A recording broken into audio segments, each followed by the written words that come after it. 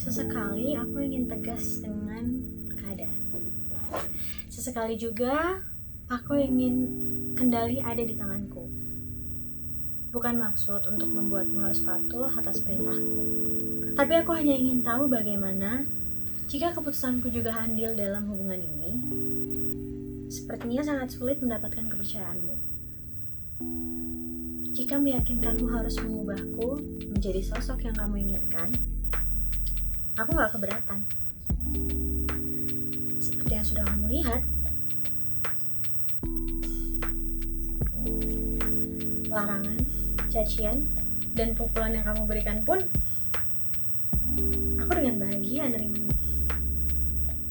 Buatku yang kamu lakukan layaknya pasangan yang memberikan kemesraan. Tapi maaf, jika kejujuranku kali ini kamu anggap aku menjadi pembangkang atas keputusanmu, sungguh. Kali ini aku hanya benar-benar ingin tahu apa sih peranku di sini. Sungguh. Kali ini aku hanya benar-benar ingin tahu aja apa sih peranku untukmu. Aku pun merasa ini bukan diriku menjadi pemberani menentangmu. Aku menyesal bertahun-tahun bukan karena terjebak dalam hubungan yang penuh ancaman dan ketakutan denganmu. Aku nyesel kenapa aku mencoba membangkang dengan keputusanmu. Walaupun hanya sekali, seperti kisah ini. Wanita yang mencoba melakukan usaha terbaiknya untuk mempertahankan hubungan yang berakhir gak baik untuknya.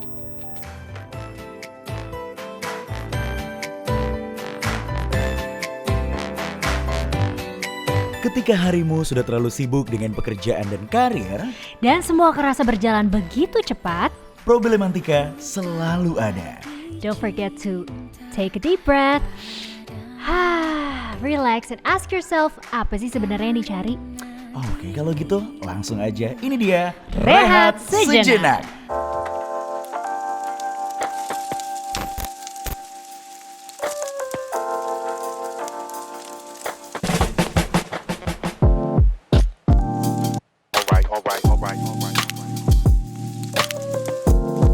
Hai anak malam. Ketemu lagi sama kita berdua, ada Chris berbicara dan Dan gue Libra Akila. yang seperti biasa dari jam 2 sampai jam 3 nanti selama 1 jam ke depan kita akan mendengarkan sebuah cerita yang tentunya bisa menjadi pelajaran untuk semua anak malam yang saat ini sedang mendengarkan. Bener banget, pasti kita berdua bakal nemenin kamu di jam-jam overthinking.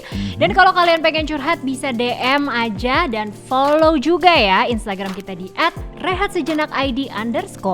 Dan buat kamu yang pengen dengerin full version dari Rehat Sejenak, bisa langsung dengerin aja di Spotify Rehat Sejenak. Bener banget, dan dari kemarin udah begitu banyak chat-chat yang masuk ke kita. Yes. Udah banyak banget yang curhat, dan ada yang sangat amat mencuri perhatian kita. Yes, dan seperti yang kita udah tease juga sebelumnya ya, Yes. kalau topik kita hari ini tuh adalah toxic relationship. Yang dimana toxic itu artinya adalah racun, dan relationship artinya adalah hubungan. Nah, Dan sebenarnya ini bisa diaplikasikan di hubungan apapun ya. Toxic Oke. itu ada di hubungan apapun. Nah, Betul. yang kali ini nih curhatan yang satu ini nih tentang apa ya? Itu kita dia. bakal dengerin nanti. Nah, sebelumnya kita bakal kasih dulu lagu yang satu ini khusus untuk kamu anak malam. Enjoy. Ku mau dia, tak mau yang lain.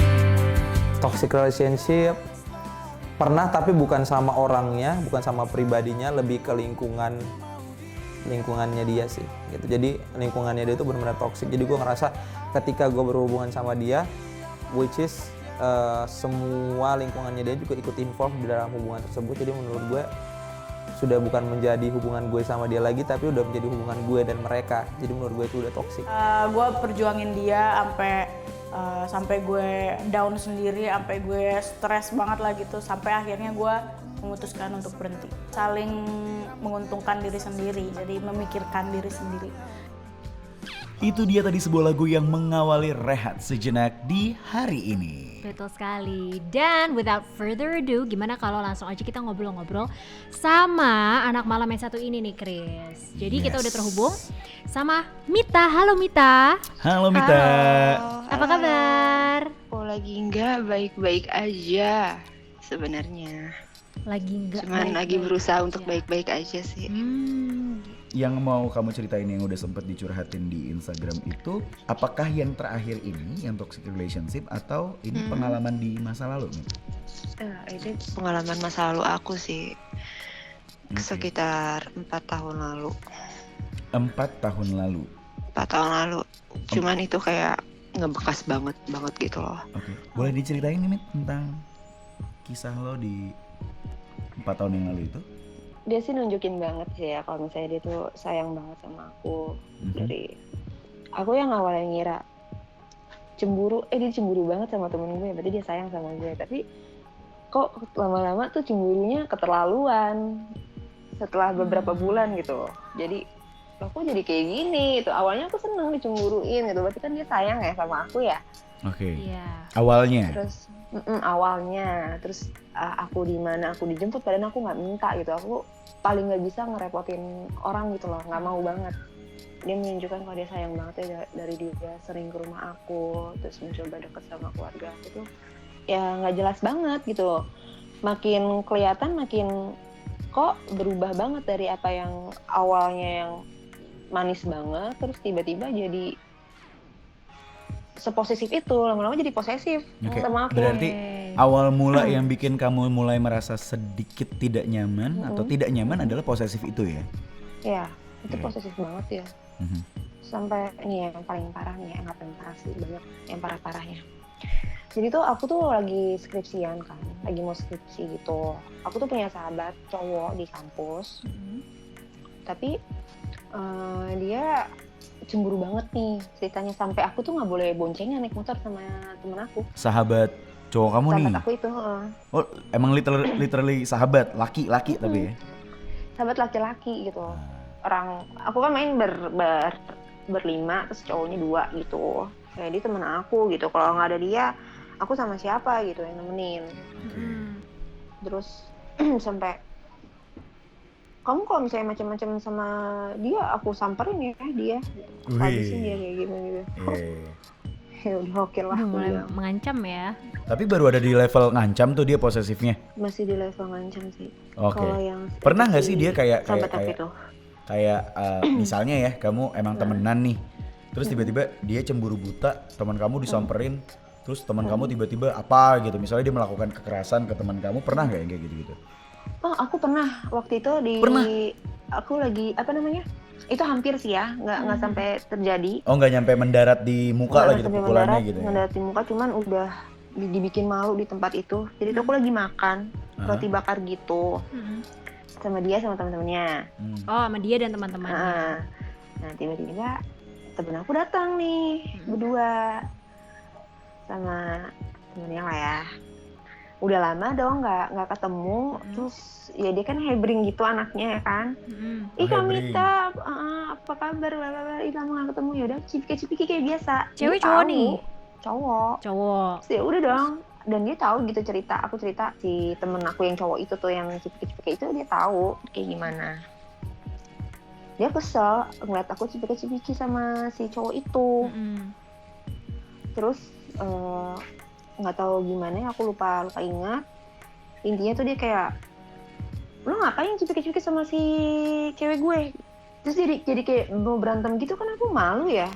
Terus Kayak tapi gitu. respon teman-temannya gimana?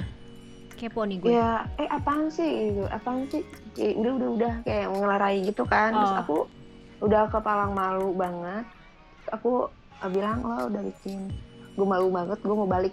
Baju gue ditarik nih sama dia sampai ya dalamannya tuh kelihatan gitu loh. Dan sedangkan di situ rame banyak orang, kan gue makin malu dong.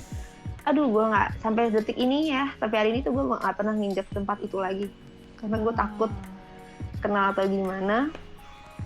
Terus habis itu ya udah gue balik, akhirnya dianterin sama dia, cuman dia ngancem-ngancem yang enggak kayak biasanya yang dia lakuin ke gue. Bentar, Udah kita- ngancem lo kayak biasanya yang dia lakuin, kayak Berarti udah biasanya sering nih. dong.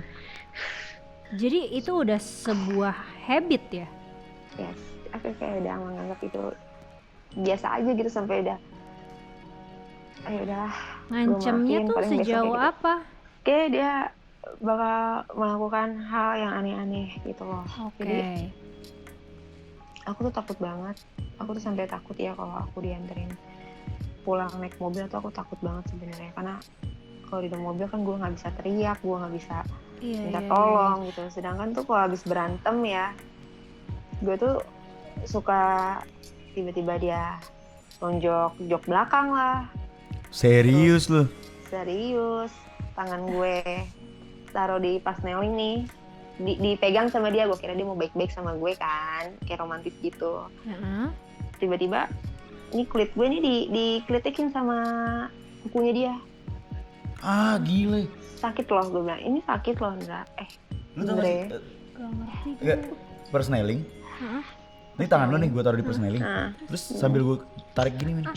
Au, Pri. Sakit gak sih? lumayan lah, tapi kecil sih. Jadi Mita, sorry kalau boleh I make it clear gitu ya. Berarti ini kalau ketika kamu bilang dia mengancam, ini ancamannya membahayakan keselamatan kamu. Lebih kayak gitu sih kayaknya, aku rasa. Oke, jadi ini udah ancamannya tuh menyerang mental dan fisik ya? Iya. Jadi waktu itu aku pernah berantem di jalan nih, berantem. Aha. Aku lupa berantemnya gara-gara apa, tapi itu ngebekas banget di aku ya. Pokoknya aku berantem di pinggir jalan, terus tiba-tiba dia genggam lengan aku ya. Cuman kalau genggaman anak cowok tuh beda ya, apalagi keadaan dia marah. Itu aku ditarik-tarik sama dia. Pas aku sampai rumah tuh aku ngelihat itu berbekas 3 jari. Aku masih simpen fotonya. Biru ungu gitu. Terus Cuman aku at that moment tuh apa yang ada di benak kamu? mudahan tapi nggak bisa. Nggak bisa tuh karena apa sih? Apa yang Karena membuat dia- kamu nggak bisa? Aku sebenarnya mudahan. Heeh. Udah kita selesai aja lah. Gue udah nggak kuat, bener-bener nggak kuat. Aku udah angkat tangan banget nih. Heeh. Cuman dia nggak mau. Bilang nggak maunya gimana? Ya, Maksudnya? enggak. Kayak aku janji nggak kayak gitu lagi. Oh, oke. Gitu. Aku Dia janji kan lah, udah dia janji. mohon-mohon gitu lah sama aku. Oke. Sampai pernah sujud gitu sama aku, tapi apaan sih lu nggak pantas lo Serius? kayak gini, jangan kayak gitu. Iya, jangan kayak gini. Gitu. Pas kamu minta udahan. Iya, Oke. boleh sayang, cuman ya nggak kayak gini. Tapi aku udah bener-bener nggak kuat. Oke. Dia janji buat memperbaiki dirinya lagi, udah aku kasih kesempatan lagi. Gitu lagi, aku kesempatan lagi, gitu lagi. Dan kemudian dia juga main trik loh Iya, sama si main, Mita ini. Maksudnya kekerasan. karena di sini dia memanipulasi Mita juga, karena ketika Mita udah gak mau, udah jelas-jelas bilang gak bisa melanjutkan hubungan ini, dia sujud-sujud lah, janji-janji lah. Itu kan kemudian meng-create suatu sugesti di pikirannya Mita bahwa oh oke, mungkin dia benar-benar menyesal, dia bakal bisa berubah. Kayak gitu jatuhnya udah manipulasi. Iya. Terus gimana Mita? Akhirnya apa yang kamu lakukan untuk bisa lepas dari toxic relationship ini? Putusnya aku merasa dikambing hitamkan. Orang-orang lihat tuh aku polos banget, jujur banget gitu. Harusnya lu nggak perlu jujur banget lah gitu. Ada hal-hal yang harus lu bohong. Cuman aku nggak bisa, apalagi ke pasangan gitu. Karena aku tahu banget rasanya dibohongin tuh nggak enak. Mendingin jujur tapi nyakitin daripada bohong. Oke. Nah, Aku jujur lah sama dia. Ini aku pernah punya mantan nih waktu SMP, dia ngechat aku. oke. Ngajak aku ketemu, cuman aku nggak mau. Dalam hubungan yang sehat, justru itu adalah hal yang benar. Aha. Intinya keterbukaan itu Iya. penting dan baik gitu. Tapi ternyata gimana si cowok kamu pada saat itu ngeresponnya negatif? Ya dia langsung minta udahan, kita udahan aja. Ngira aku tuh selingkuh gitu kan. Enggak sama sekali. Jadi mungkin menurut si cowok itu yang namanya posesif, abusive, dan manipulatif itu adalah sama dengan sayang. Dan Mita berkata jujur dan terbuka karena ada cowok yang ngechat dia sama dengan selingkuh. Selingkuh. Gitu. sorry. Iya, kayaknya sih gitu deh. Toxic relationship itu kan pasti ada gimana ya? pastilah ya namanya di hubungan itu ada bahagianya, ada ups and downs-nya ya, ada nggak melulu bahagia, yang ada masalah itu udah pasti ada dalam sebuah relationship gitu kan. Cuman kenapa kita bisa mengatakan sebuah relationship ini toxic adalah ketika ada perlakuan dari salah satu individu yang kemudian berdampak negatif ke yang satunya lagi, dan biasanya itu tanpa disadari sama si yang terdampak. Karena balik lagi sih, toxic relationship itu efeknya bukan buat siapa-siapa kok, buat diri kita sendiri. Betul. Karena life is only once, jadi jangan sampai buang waktu kita bertahun-tahun hanya untuk menikmati sesuatu yang kita udah tahu itu racun. Yes. Kamu tahu itu racun, ya jangan dimakan. Kamu tahu itu racun, ya udah buang. Iya, benar banget. Oke, so thank you so much Mita for sharing. Semoga ini Thank you bisa bikin mengurangi beban di pundak kamu. Terus semoga bisa nambah-nambah informasi juga buat kamu, dan semoga kedepannya kamu nggak mengalami pengalaman buruk yang serupa ya. Amin. Amin. Nah itu dia ya Mita ya. Jadi sekali lagi semoga toxic relationship-nya tidak dialamin, dan yang kedua semoga kamu udah bisa senyum lagi setelah kamu udah punya pasangan putus lagi gitu. Semoga udah bisa mendapatkan pengganti yang ambil pelajaran yang lebih baik juga dari pengalamannya. Itu dia, benar banget. Dan Oke. Kayaknya udah waktu kita untuk pamit. Langsung closing aja kita. Iya. Oke deh kalau gitu guys. Semoga berfaedah ya perbincangan kita hari ini. Bener. Dan ingat ya, toxic relationship itu juga gak cuman sama pasangan kita, tapi bisa di pertemanan, di lingkungan kerja, di keluarga. Betul. Nah segala sesuatunya itu bisa dikomunikasikan dengan baik guys. Yang jelas mari kita create lingkungan yang nyaman buat semuanya. Yes. Sekali lagi thank you buat Mita. Terima kasih buat anak malam yang hari ini sudah mendengarkan dari awal pertengahan sampai akhir. Sekali lagi jangan lupa untuk follow dan juga curhat langsung di Instagram kita di @rehatsejenak_id_. Dan bisa juga curhat ke kita langsung ya di @krisberbicara dan ataupun @libraakila_. Dan kalau kalian pengen dengerin full version ceritanya, bisa dengerin aja di Spotify kita, Rehat Sejenak. Betul sekali. Kita bakal ketemu lagi di episode berikutnya, tentunya dengan cerita yang bisa menginspirasi kita semua yang saat ini sedang begadang dari jam 2 sampai jam 3 dini hari. Betul sekali. Sampai ketemu di Rehat Sejenak berikutnya.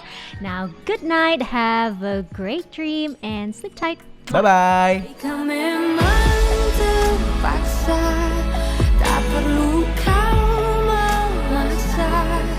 Benar adanya, jika satu kesalahan akan menutup beribu kebaikan yang kamu lakukan. Tapi apa justru sebaliknya? Yang aku lakukan belum cukup baik. Sampai-sampai sedikit pun aku nggak menerima perlakuan yang baik dari kamu. Memang, perlakuan burukmu adalah hal yang paling aku tunggu. Tapi, mungkin akan terasa lebih baik jika sesekali kamu perlakukanku juga dengan baik. Aku selalu merasa ada kehadiranmu, padahal sosokmu udah lama pergi. Bertahun-tahun pun aku mencari cara untuk menghubungimu kembali. Karena aku merasa aku perlu memastikan kabarmu. Apakah keadaanmu jauh lebih baik dariku saat ini? Jujur aja, aku memang hanya ingin mendengar keadaanmu aja. Tapi kenapa yang aku dengar justru hanya cacian dan cacian aja? Apakah hanya kata cacian yang ada di mulutmu? Jika dulu sujudmu, permohonanmu, bahkan pengorbananmu atas hubungan ini kamu anggap utang, apakah ini sepadan dengan apa yang harus aku bayar untukmu?